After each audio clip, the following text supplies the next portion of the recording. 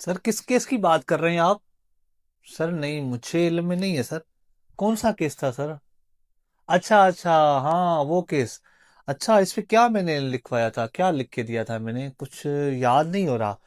Sir kindly मुझे वो थोड़ा दिखाएं, मुझे बताएं, ताकि मैं ना अपनी थोड़ा रिफ्रेश करूं। मैं मुझे पता नहीं कितना जो है वो मैंने क्या लिखवाया था, कितना लिखवाया था, एक्स वाई जेड। ठीक है sir, thank you so much.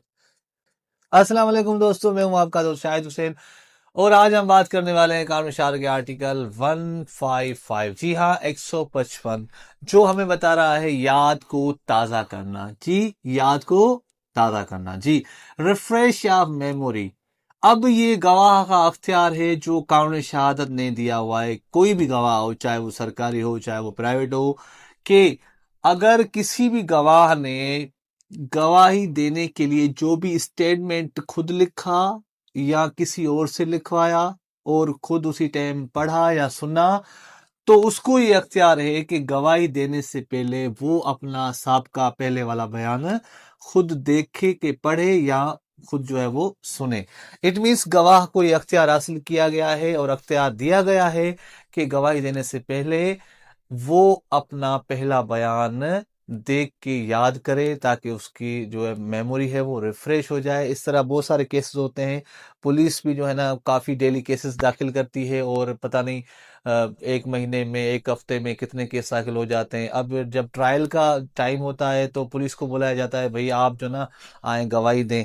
तो कहती है, सर काइंडली मुझे बताइए कि कौन सा केस है, इस पे क्या मैंने लिखा था, या मुझे दिखाएं, मैं खुद पढ़ूं या मुझे पढ़ के सुनाए, ताकि मेरी जो है मेमोरी है वो रिफ्रेश हो जाए। ठीक है। अच्छा, इसकी दूसरी पॉइंट ये है कि कोई भी गवाह जो है वो असल दस्तावेज देख सकता है। हाँ, अगर असल दस्तावेज पेश करने के मुख्तलिफ सबब हैं तो अदालत की इजाज़त से वो नकल दस्तावेज भी देखकर गवाही या रिफ्रेश अपनी जो है वो मेमोरी कर सकता है, और उसके बाद वो गवाही दे सकता है। ठीक है जी।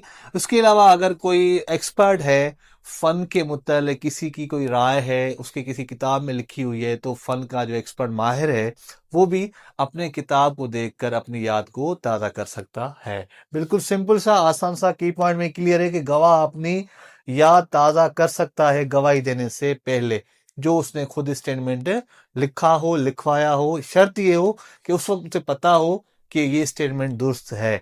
और फनी मायर भी किताब से देखकर अपनी याद ताज़ा कर सकता है। आई होप, छोटा सा टॉपिक लेकिन बड़ा काम का।